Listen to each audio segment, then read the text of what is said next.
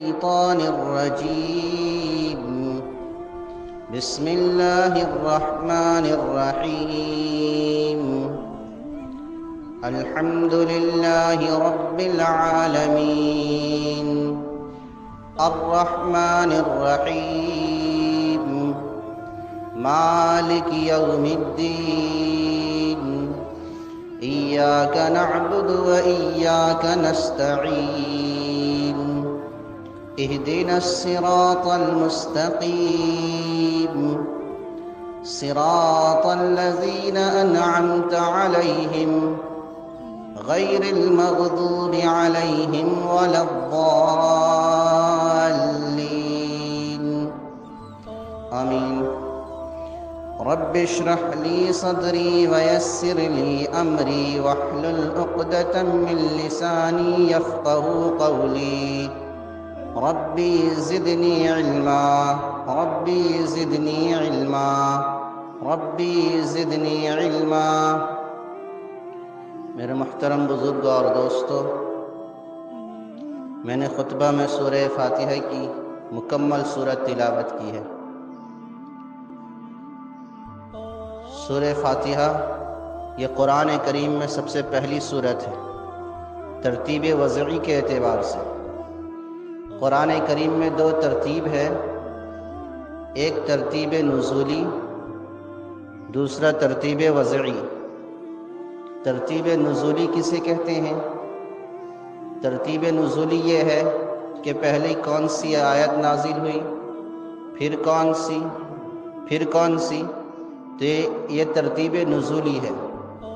ترتیب وضعی یہ ہے کہ پہلی کون سی آیت قرآن پاک میں رکھی جائے، پھر کون سی، پھر کون سی، یہ ترتیب وضعی ہے. قرآن کریم نازل سورہ فاتحہ مکمل سورت نازل ہوئی ہے، تو یہ وضع کے اعتبار سے سب سے پہلی سورت ہے. جبکہ اللہ کے نبی صلی اللہ علیہ وسلم پر نازل سب سے پہلے نازل ہونے والی آیات جو ہے اقرأ بسم ربک الذی خلق ہے.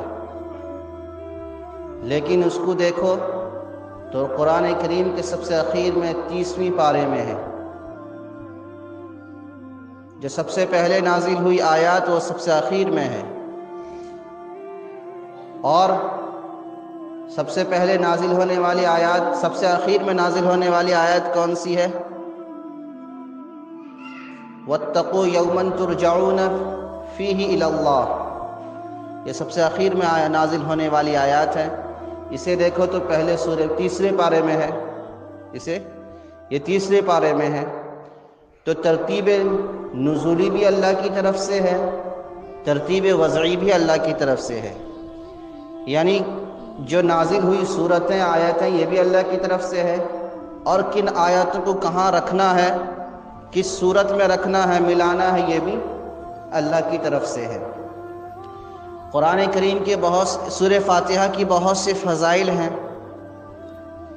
جن کو اللہ کے نبی صلی اللہ علیہ وسلم نے بیان فرمایا ہے. صحیح بخاری کتاب التفسیر میں حضرت ابو سعید خدری رضی اللہ عنہ بیان کرتے ہیں، اللہ کے نبی نے فرمایا الا اعلمک باعظم سورۃ فی القرآن قبل ان تخرج من المسجد. حضرت ابو سعید خدری فرماتے ہیں کہ مسجد سے نکلنے سے پہلے میں تجھے وہ سورت بتاؤں جو قرآن کریم کی عظیم ترین سورت ہے، اور فرمایا کہ الحمدللہ رب العالمین، یہ سورہ فاتحہ قرآن کریم کی عظیم ترین سورت ہے. اور اس قرآن کریم میں اس کا نام وَلَقَدْ آتَيْنَاكَ سَبْعًا مِّنَ الْمَثَانِي وَالْقُرْآنِ الْعَظِيمِ، کہ یہ بار بار پڑھی جانے والی قرآن عظیم ہے. حضرت جابر رضی اللہ عنہ فرماتے ہیں کہ رسول اللہ صلی اللہ علیہ وسلم نے فرمایا یا جابر الا اخبرک بخیر سورۃ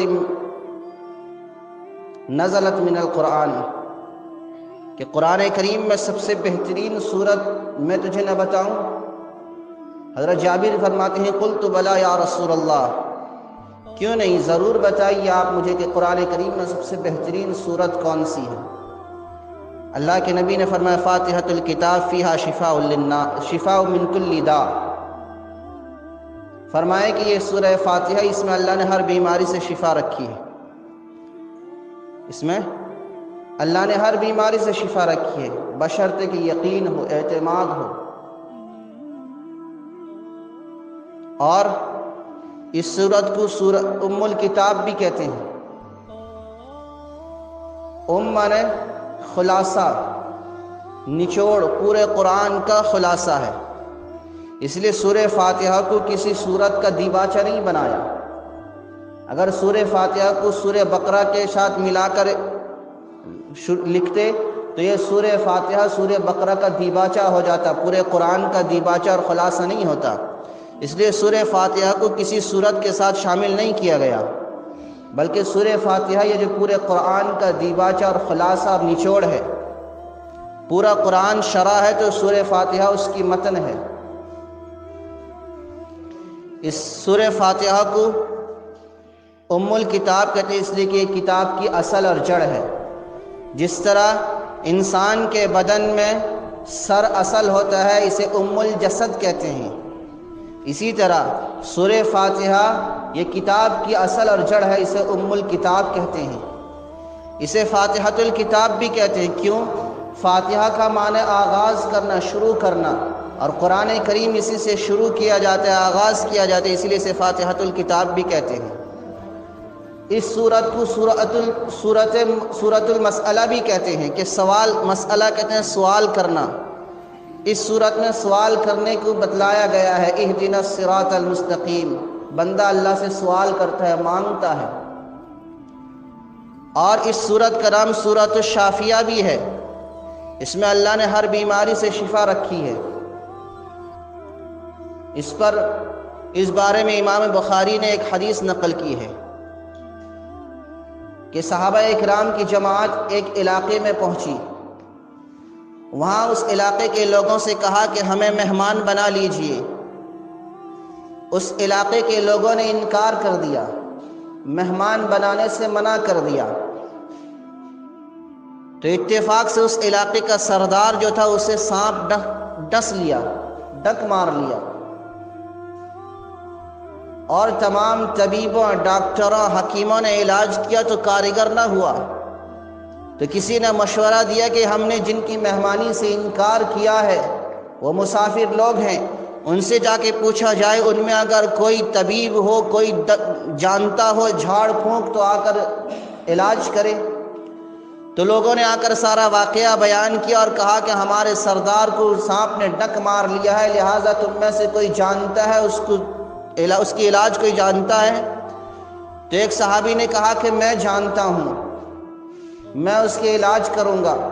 تو وہ صحابی آئے اور سورہ فاتحہ پڑھ کر دم کر دیا، وہ سردار ٹھیک ہو گیا۔ اس پر امام بخاری نے اس حدیث کو باب الاجارہ کے تحت میں نقل کیا ہے۔ اجارہ کہتے ہیں مزدوری لینا، اجرت لینا، کام میں مزدوری لینا۔ تو اس پر جب یہ لوگوں نے آ کر کہا کہ ہمارے سردار کو سانپ نے ڈنک مار لیا ہے، تو ان صاحب نے کہا کہ میں دم کروں گا، مگر میری ایک شرط ہے کہ میں اس دم پر اجرت لوں گا، اس دم پر اجرت لوں گا۔ کتنی؟ ایک متعین ایک مقدار بتائی کہ اتنی بکریاں میں لوں گا۔ تو راضی ہو گئے، انہوں نے جا کر دم کیا، سردار اچھا ہو گیا، بولے کہ تمہارا سردار اگر ٹھیک ہو جائے تو میں اتنی بکریاں لوں گا۔ سردار اچھا ہو گیا تو انہوں نے اتنی بکریاں لیں۔ اب بعض صحابہ اکرام جو تھے انہیں یہ بات اچھی نہیں لگی کہ تم قرآن کو بیچ کر اجرت لے رہے ہو۔ صحابہ اکرام کے درمیان الجھنیں پیدا ہوئی، تو انہوں نے کیا کیا کہ اللہ کے نبی کے پاس گئے۔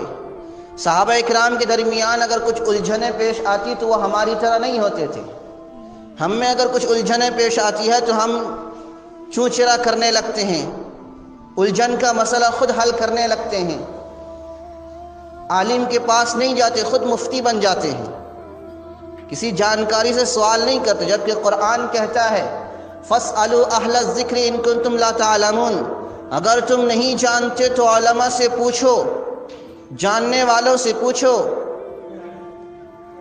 لیکن ہمارا عمل اس قرآن کی آیت کے خلاف ہے، صحابہ کے طرز انداز کے خلاف ہے۔ صحابہ اکرام رضی اللہ عنہم کو الجھنیں آئی تو اللہ کے نبی کے پاس گئے اور جا کر کہا کہ یا رسول اللہ، سارا واقعہ بیان کیا کہ اس طرح سردار کو سانپ نے ڈنک مارا تو ان صحاب نے سورہ فاتحہ پڑھ کر دم کیا، وہ اچھا ہو گیا، اور اس کی اجرت کے طور پر انہوں نے اتنی بکریاں لیں، تو اس کا کیا مسئلہ ہے؟ یہ صحیح ہے یا غلط ہے؟ اللہ کے نبی نے فرمایا کہ تم نے مسئلہ صحیح کہا ہے، یہ بات صحیح ہے، اور جو تم بکریاں لائے ہو اسے تقسیم کرو۔ اور اللہ کے نبی نے دلجوئی کے طور پر فرمایا کہ میرا حصہ بھی نکال لینا۔ تو اس حدیث سے پتہ چلا کہ دم کرنے پر، تعویذ کرنے پر اجرت لینا جائز ہے۔ اب مولانا اشرف علی تھانوی رحمۃ اللہ علیہ کا عمل ایک الگ تھا، وہ لوگوں کو تعویذ پر معمول نہیں کرتے تھے، تعویذ پر عمل کرنے کو نہیں کہتے تھے، بلکہ وہ لوگوں کو معمولات پر لے کر آتے تھے۔ کیوں؟ اس لیے کہ تعویذ پر عمل کرنے کی وجہ سے لوگوں کے دل میں کبر پیدا ہوگا، وہ یہ سوچے گا میں نے گلے میں ایک دھاگا ڈال لیا ہے، مجھے کسی کا ڈر نہیں ہے، میں گلے میں دھاگا ڈال لیا ہوں، مجھے کچھ نہیں ہوگا، تو اس سے ایک طرح کا کبر پیدا ہوتا ہے۔ تو وہ تعویذ اور عملیات سے نکال کر لوگوں کو معمولات پر لگاتے تھے کہ فلاں ذکر کرو اس سے اللہ شفا دے گا، فلاں عمل کرو اس سے اللہ شفا دے گا، تو وہ لوگوں کو معمولات پر لے کر آتے تھے۔ تو وہ صحابی نے سورہ فاتحہ پڑھ کر دم کیا، تو امام بخاری نے اس حدیث کو، یہ دم کی آیت ہے، دم کی حدیث ہے، مگر امام بخاری نے اس حدیث کو نقل کیا کہ باب الاجارہ میں اجرت کے بحث میں نقل کیا ہے۔ تو اس سے پتہ چلا کہ تعویذ اور دم پر اجرت لینا یہ بھی جائز ہے۔ تو یہ سورۃ الفاتحہ ہے، بہت اہم سورت ہے۔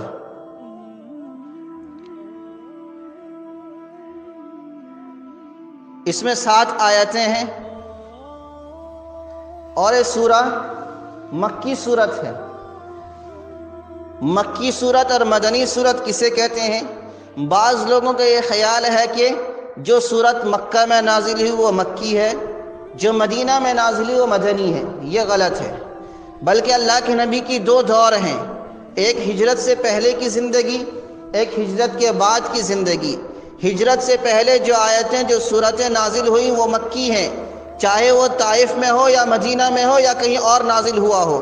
اور ہجرت کے بعد جو آیتیں، جو سورتیں نازل ہوئی ہیں وہ مدنی ہیں، چاہے وہ مکہ میں ہی نازل کیوں نہ ہوا ہو۔ یہ مکی اور مدنی سورت کی پہچان ہے۔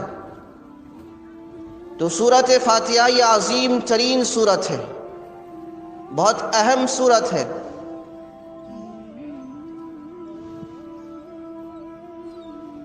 سورہ فاتحہ قرآن کریم کی سب سے پہلی سورت ہے، جو وہ سورت جو مکمل طور پر نازل ہوئی ہے۔ مکمل نازل ہونے والی سب سے پہلی سورت جو ہے سورہ فاتحہ ہے۔ سورہ مدثر، سورہ مزمل وغیرہ یہ سورتیں پہلے نازل ہوئی، مگر مکمل نازل نہیں ہوئی ہے۔ مکمل نازل ہونے والی پہلی سورت جو ہے وہ سورہ فاتحہ ہے۔ یہ بہت فضیلت والی سورت ہے، فاتحۃ الکتاب کہتے ہیں اسے۔ تو اسی کی روشنی میں چند باتیں آپ کے سامنے رکھوں گا۔ سب سے پہلے جب قرآن پڑھیں تو اعوذ باللہ پڑھ لیں۔ کیوں؟ شیطان سے پناہ مانگی جاتی ہے۔ سب سے پہلے جب قرآن پڑھنا شروع کریں اعوذ باللہ پڑھیں۔ جب اللہ قرآن میں فرماتا ہے فَإِذَا قَرَأْتَ الْقُرْآنَ فَاسْتَعِذْ بِاللَّهِ مِنَ الشَّيْطَانِ الرَّجِيمِ، جب قرآن پڑھنا شروع کرو تو اعوذ باللہ من الشیطان الرجیم پڑھ لیا کرو۔ اس کے بعد بسم اللہ الرحمن الرحیم، یہ بسم اللہ سورہ نمل کا جز ہے، باقی کسی سورت کا جز نہیں ہے۔ اس میں علماء کے اختلاف ہے کہ بعض کہتے ہیں کہ ایک سورت کا جز ہے، بعض کہتے ہیں جز نہیں ہے، مگر امام ابو حنیفہ رحمۃ اللہ علیہ فرماتے کہ سورہ بسم اللہ الرحمن الرحیم کسی سورت کا جز نہیں ہے، یہ مستقل ایک آیت ہے جو سورہ نمل میں ہے۔ اسی لیے علامہ سیوطی رحمۃ اللہ علیہ نے فرمایا کہ توریت، زبور، انجیل میں اگر کسی کام کو شروع کرنے سے پہلے یا تلاوت کرنے سے پہلے اللہ کا نام لیا جاتا تھا تو ان کے نام لینے کا طریقہ الگ تھا. اسی لیے اللہ نے فرمایا اللہ کا نام لیا جاتا تھا. جو کفار و مشرکین زمانہ جاہلیت میں وہ جب کسی کام کو شروع کرتے تو اپنے بتوں کے نام سے شروع کرتے تھے. تو اسی لیے اللہ نے جب اللہ کے نبی پر پہلی وحی نازل فرمائی تو فرمایا اقرأ بسم ربک الذی خلق، پڑھو اس پروردگار کے نام سے، اللہ کا نام سے شروع کرایا. اور قرآن، توریت، زبور، انجیل وغیرہ میں بھی اللہ کے نام سے شروع کیا جاتا تھا، مگر وہ الفاظ نہیں تھے جو ہمیں دیا گیا ہے. بسم اللہ الرحمن الرحیم یہ قرآن کریم کی خصوصیت ہے، اس امت کی خصوصیت ہے کہ انہیں بسم اللہ الرحمن الرحیم دیا گیا.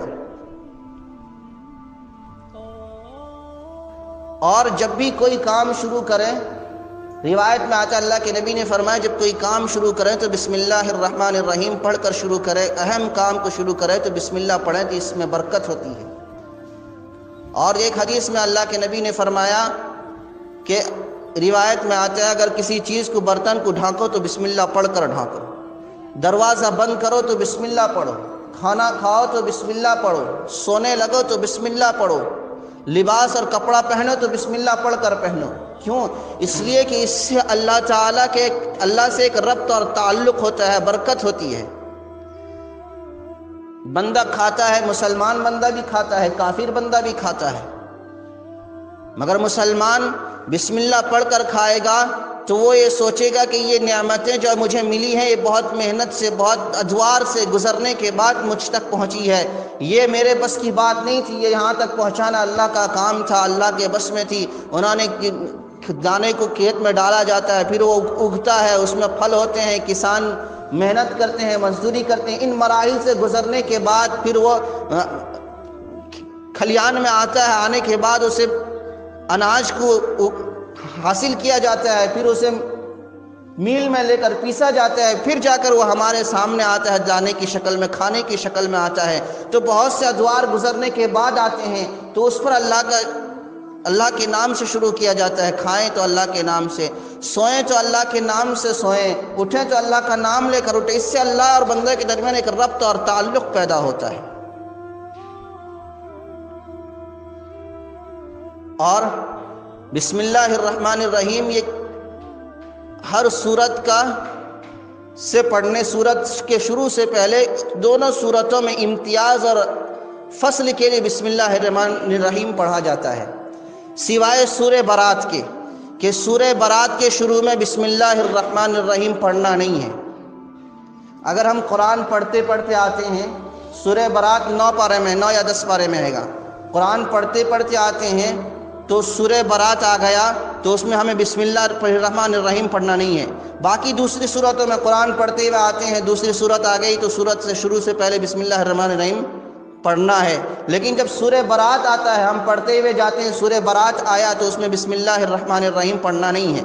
ہاں، اگر ہم سورہ برات سے ہی قرآن پڑھنا شروع کیے کہ میں مسجد کو آیا، قرآن کھولا اور سورہ برات سے پڑھنا شروع کیا تو اس وقت اعوذ باللہ بسم اللہ دونوں پڑھنا ہے. لیکن پڑھتے پڑھتے درمیان میں سورہ برات آ گئی تو اس میں اعوذ باللہ، اس میں بسم اللہ نہیں پڑھنا ہے. تو یہ سورہ بسم اللہ الرحمن الرحیم جو ہے یہ امتیاز، دو سورتوں کے درمیان امتیاز اور فصل پیدا کرنے کے لیے بسم اللہ الرحمن الرحیم آتا ہے. تو اسی لیے یہ سورہ فاتحہ، حضرت امام راضی رحمۃ اللہ علیہ جو بہت بڑے مفسر ہیں، تفسیر کبیر انہوں نے لکھا ہے، وہ فرماتے ہیں کہ سورہ فاتحہ میں 10,000 مسائل ہیں. حاسدین نے کہا کہ سورہ فاتحہ میں 10,000 الفاظ ہی نہیں ہیں، 10,000 مسائل کہاں سے آئیں گے؟ تو انہوں نے تفسیر لکھنی شروع کی، تفسیر کبیر، اور صرف اعوذ باللہ من الشیطان الرجیم سے 10,000 سے زائد مسائل نکال کے دکھایا ہے. اور یہ صرف ایک بندے کی بات میں سمجھ میں علم میں آیا ہے. باقی دنیا کے اگر سارے علماء بیٹھ کر اس سارے کوشش کرتے، غور و فکر کرتے تو نہ جانے کتنے مسائل نکلتے. تو صرف اعوذ باللہ میں 10,000 سے زائد مسائل نکال کے دکھایا ہے. تو سوچے سورہ فاتحہ میں کتنے مسائل ہوں گے. کیوں؟ اس لیے کہ پورے قرآن کا خلاصہ ہے، پورے قرآن کا متن ہے گویا.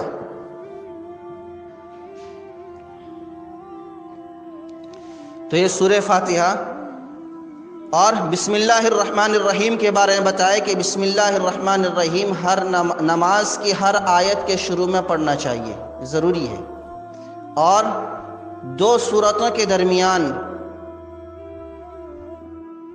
پڑھنا یہ بہتر نہیں، مطلب نماز میں سورہ فاتحہ پڑھے اس کے بعد سورہ پڑھنا ہے. بعض علماء نے کہا کہ اس میں پڑھنا بہتر نہیں ہے، لیکن بعض نے کہا اگر کوئی پڑھ لے تو مکروہ بھی نہیں ہے، کوئی پڑھ لے تو مکروہ بھی نہیں ہے. اس کے بعد فرمایا سورہ فاتحہ کی پہلی آیت الحمدللہ رب العالمین، تمام تعریفیں اس اللہ کے لیے ہے جو سارے جہاں کا رب، سارے جہاں کا پالنہار ہے، سارے جہاں کا رب اور پالنہار ہے. تمام تعریفیں، جتنی دنیا میں کاریگر، جتنی کام، جتنی تعریف کی چیزیں ہیں، جتنی قابل تعریف اشیاء ہیں، سب اللہ کے لیے ہیں. مثال کے طور پر کوئی بہت خوبصورت محل بنایا ہے، اس میں بنانے والے کی تعریف ہوگی تو گویا کہ وہ اللہ کی تعریف ہے. کیوں؟ بنانے والے کو اتنا عقل، اتنا ہنر، اتنا فہم کس نے دیا؟ اللہ نے دیا. لوگ تاج محل کو دنیا کا عجوبہ بتلاتے ہیں، تو اس عجوبے کو بنانے والا، اس بنانے والے کی تعریف گویا کہ اللہ کی تعریف ہے. تو دنیا میں جتنی بھی تعریفیں ہیں، جتنی بھی قابل تعریف چیزیں ہیں، سب اللہ کے لیے ہیں. اس میں اللہ نے سورہ فاتحہ میں الحمدللہ رب العالمین سے لے کے مالک یوم الدین تک 3 صفتوں کو بیان کیا ہے. ایک صفت رب ہے جس کا تعلق دنیا سے ہے، اور ایک صفت رحمان اور رحیم ہے. ایک صفت رب ہے جس کا تعلق اللہ کی ذات سے، ربوبیت سے ہے، اور دوسرا صفت رحمان اور رحیم ہے جس کا تعلق دنیا سے ہے. تیسرا مالک یوم الدین، یہ آخرت سے، میعاد سے ہے. کیوں؟ بنیادی اصول، بنیادی عقیدہ 3 ہے: توحید، رسالت، آخرت. توحید، رسالت، آخرت. تو صفت ربوبیت کا تعلق توحید سے ہے، اور مالک یوم الدین کا تعلق یہ آخرت سے ہے. آگے سورہ فاتحہ میں ذکر ہے اہدنا الصراط المستقیم سے، اس کا تعلق رسالت سے ہے. تو 3 صفتیں اللہ نے اس میں بیان کیا ہے: ایک صفت رب، دوسرا رحمان اور رحیم، تیسرا مالک یوم الدین. پہلے ان کا ترجمہ سمجھ لیں. جب بندہ کہتا ہے الحمدللہ رب العالمین، تمام تعریفیں اللہ کے لیے ہے، تو اللہ کہتے ہیں حمدنی رب عبدی، میرے بندے نے میری تعریف کی، میرے بندے نے میری تعریف کی. پھر جب بندہ کہتا ہے الرحمن الرحیم، کہ نہایت بڑا مہربان، نہایت رحم والا ہے، تو اللہ کہتا ہے اثنی علیہ ربی، اثنی علیہ عبدی، میرے بندے نے میری ستائش کی. پھر جب بندہ کہتا ہے مالک یوم الدین، تو اللہ کہتا ہے مجدنی عبدی، میرے بندے نے میری بزرگی بیان کی.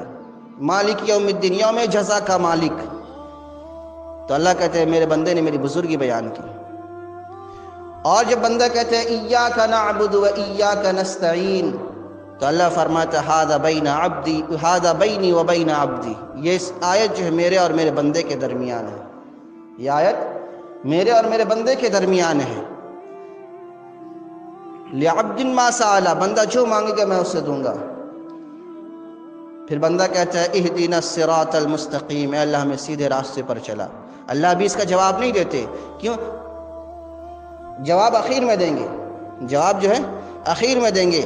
اور اس لیے اللہ کے نبی، اللہ جو ہر آیت میں پہلے جواب دیے ہیں. اس لیے اللہ کے نبی صلی اللہ علیہ وسلم جب قرآن پڑھتے تو ٹھہر ٹھہر کر پڑھتے تھے. سورہ فاتحہ پڑھتے تھے تو ٹھہر ٹھہر کر پڑھتے تاکہ اللہ کو جواب دینے کا موقع مل جائے.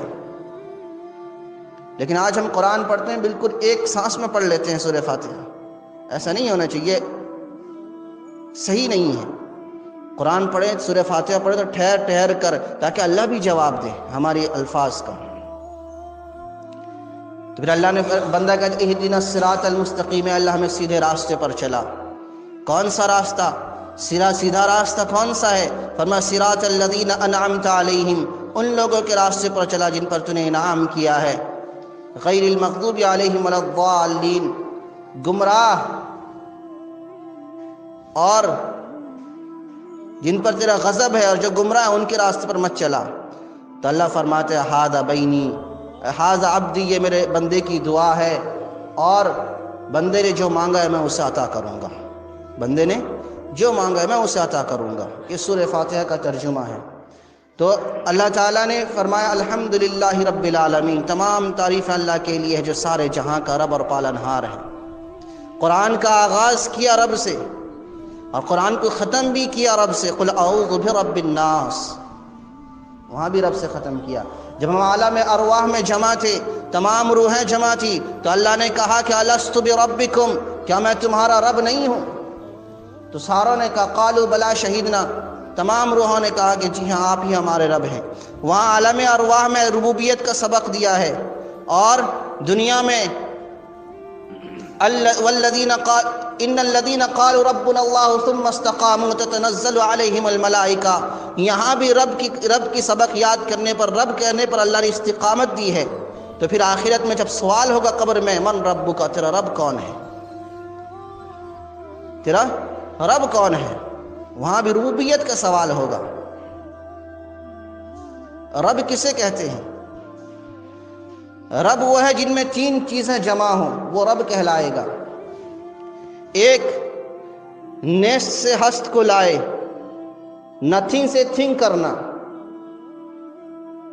کچھ نہیں تھے، عدم سے وجود میں لانا، یہ رب کی صفت ہے۔ یہ ایک صفت ہے، تین قسم جہاں جمع ہو وہ رب کہلاتا ہے۔ تو کچھ نہیں تھے، نتھنگ سے تھنگ بنایا، نیست سے ہست کو لایا، عدم سے وجود کو لایا، وہ رب ہے۔ دوسرا کہ مخلوق کو پیدا کرنے کے بعد اس کی بقا کا انتظام کرے، وہ رب ہے۔ جیسے انسان کا بچہ پیدا ہوتا ہے تو وہ اس کے کھانے پینے کا، اس کی بقا کا انتظام کیسے ہوگا؟ اس کے لیے تین چیزیں مہیا کی۔ ایک، جب انسان کا بچہ پیدا ہوتا ہے تو ماں کے تھن میں دودھ کی نہریں جاری ہو جاتی ہیں، اس کے نشو و نما کے لیے، اس کے کھانے پینے کے لیے دودھ کی نہریں جاری ہو جاتی ہے، جس سے وہ بڑھتا ہے، پلتا ہے، یہ انتظام کیا۔ دوسرا، بچے کو دو صفتیں اندر دی بچے کے اندر، ایک چوسنے کی صفت، دوسرا نگلنے کی صفت۔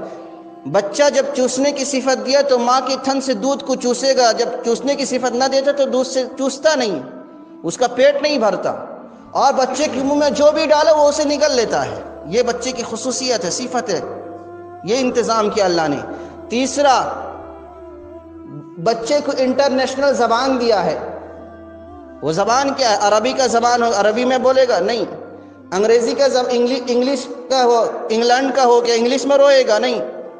بچے کو انٹرنیشنل زبان دیا ہے، وہ رونا، کہیں کا بھی بچہ ہو روئے گا ایک زبان میں، انٹرنیشنل زبان دیا ہے۔ وہ رو کر اپنے دکھڑے کو بیان کرتا ہے، اپنی بھوک کا اظہار، اپنی پیاس کا اظہار کرتا ہے۔ جب اس کے پیٹ میں درد ہوتا ہے تو لوگ پریشان ہو جاتے ہیں، ڈاکٹر کو بلاتے ہیں، ڈاکٹر اس کے پیٹ میں ہاتھ مارتا ہے تو اور رونے لگتا ہے، تو ڈاکٹر سمجھ جاتا ہے کہ پیٹ میں تکلیف ہے، وہ دوائی دیتا ہے، بچہ ٹھیک ہو جاتا ہے۔